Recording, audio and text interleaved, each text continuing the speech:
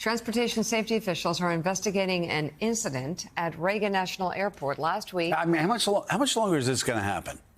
Why do they keep having military aircraft fly across the airspace at the busiest airport in America? There's a lot going on. 2 passenger jets were forced to abort their landings because of a military helicopter that was flying nearby. Helicopter traffic has been restricted in the area since that deadly mid-air collision in January. Meanwhile, Newark Airport continues to see extreme delays because of air traffic controller shortages. Joining us now from Reagan National Airport, NBC News senior correspondent Tom Costello. Hey, Tom, thank you so much for being with us. Before we get to Newark, let's talk about DCA, an airport that we all fly in and out of an awful lot. Yeah. Of course, the tragic news coming in January with the crash, but then, you know, we get a report a couple weeks later of military jets flying through the airspace. It's happening again. They had to abort a couple of landings. At what point do they completely ban military traffic from around the nation's busiest airport?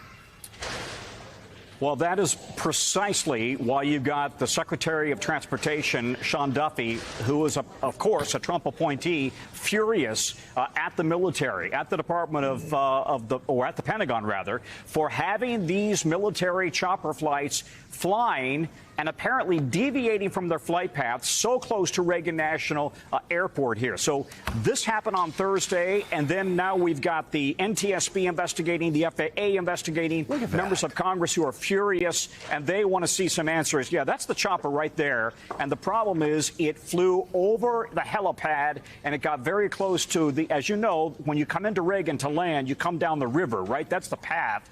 And this chopper got very close to the river. One of the controllers here wasn't comfortable with that at all. She waved off 2 passenger flights. And by the way, that controller is really being heralded as doing exactly what she should have done, immediately acting. At the same time, let's talk about Newark. What a mess at Newark, one of the nation's busiest airports, a critical hub for United Airlines. We've had hundreds of flights canceled. In fact, I looked it up. Yesterday alone at Newark, we had 435 delays and 140 canceled flights. We've got United canceling permanently dozens of flights there. And if you think it's going to get better, I'm sorry, I got bad news for you. We are hearing this could be signs of a very bad summer travel season at airports nationwide. The meltdown at one of the nation's busiest airports, Newark, continues this morning, with hundreds of flights delayed or canceled over the weekend. Delayed by 2 hours, and then got here and then they canceled it for the night. The FAA blames runway construction, equipment failures with both radios and radars going down last week, and controllers walking off the job. The delays have spread nationwide. A critical hub for United, the airline has now canceled 35 daily round-trip flights. CEO Scott Kirby writing, "We feel like there's no other choice in order to protect our customers." The Transportation Secretary warning it could be a rough summer ahead nationwide. And so what we're seeing here at the Philly TRACON, that actually can be what's going to happen across the country. The issues at Newark come as air safety concerns in the nation's capital are once again in the spotlight after yet another incident at Reagan National, this time on Thursday when military helicopter Pat 23 appeared to deviate from its flight path. Proceed westbound now. Go ahead, Pat 23. Proceed westbound now. The Black Hawk with 2 pilots and a crew member was supposed to land at the Pentagon, very close to the river that passenger planes fly over before landing at Reagan. But when the Black Hawk deviated, the controller ordered 2 passenger jets to abort their landings and go around. Delta 1671, climb maintain 3000, go around 3000. Going around 3000, Delta 1671. In a statement, the Army says the confusion came when a Pentagon controller ordered the chopper to go around, overflying the Pentagon helipad.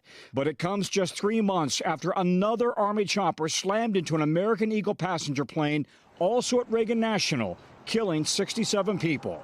The FAA has since limited helicopter flights around the airport to just police, medevac, and national security missions. This morning, the Army, the FAA, and NTSB are all investigating.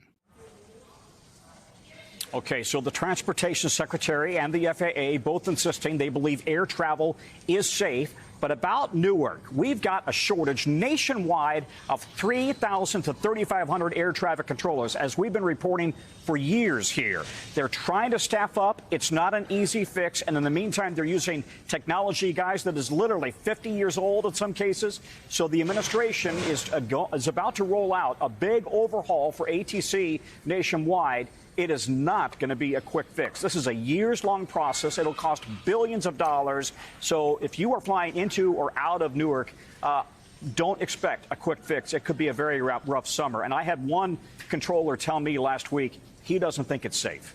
Yeah, you know, which is horrifying. Tom, you know, post-COVID, I know we spoke with you a good bit. We all were concerned, and you could see it inside the airports. Pilot shortages, you know, planes being delayed because, yeah, pilot shortages, flight attendant shortages, mechanic shortages.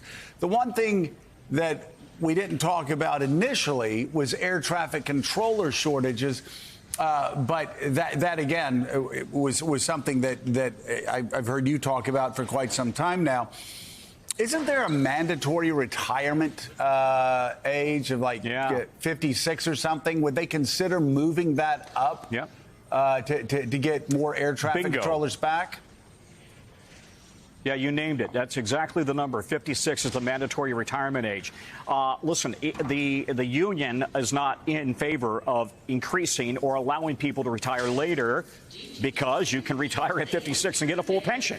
But what right now the Department of Transportation is working on is a plan to discourage people from retiring before 56. In other words, if you've got your 30 years in and you're 54, 53, they don't want you walking off the job and taking a pension. They're trying to give people a bonus and incentive to stay until they're 56 to keep people on the job. But listen, is that going to be enough to, you know, discourage people from taking early retirement where you can take a full pension and you don't have the stress and the pressure of the tower?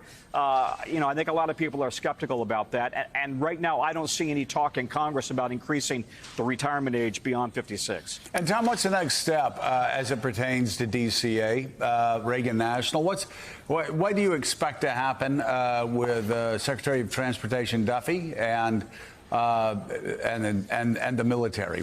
This obviously we've heard, you know, on the Hill, people getting very angry about this continuing to happen. Yeah. I would say the fact that this midair crash, of course, in January happened right here, right in the backyard of Congress. I can see Capitol Hill from where I'm standing. Congress uses this airport every day. The fact that it happened here really drove home the risks that they need to address, because Congress is now not about to stand for this any longer. And we've seen them discussing, you know, even banning more military flights. So the problem is, right there is Capitol Hill. Right there is the Pentagon, right? And you got to have flights, chopper flights going in and out of the Pentagon. But what Secretary Duffy has said is we don't need generals taking a chopper because they don't want to get in an SUV or an Uber. That's his words, not mine. So is that going to lead even more pressure on the military following this incident on Thursday to really restrict the traffic and the chopper traffic in and around the Pentagon? I think we'll have to see whether that builds. I will say one other note on this. You may recall we talked a lot about something called ADS-B transmission, right? It's where the chopper is literally, or a plane, is transmitting its real-time GPS precise location.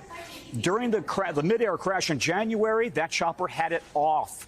Why? Because it was practicing the national security type of flight. So now the FAA has ordered them all to have the ADS-B transmitter on.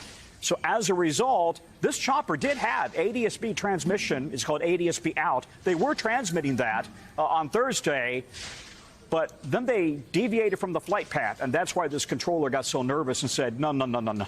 We're going to send these other passenger jets around. NBC's Tom Costello, thank you very much for your reporting this morning.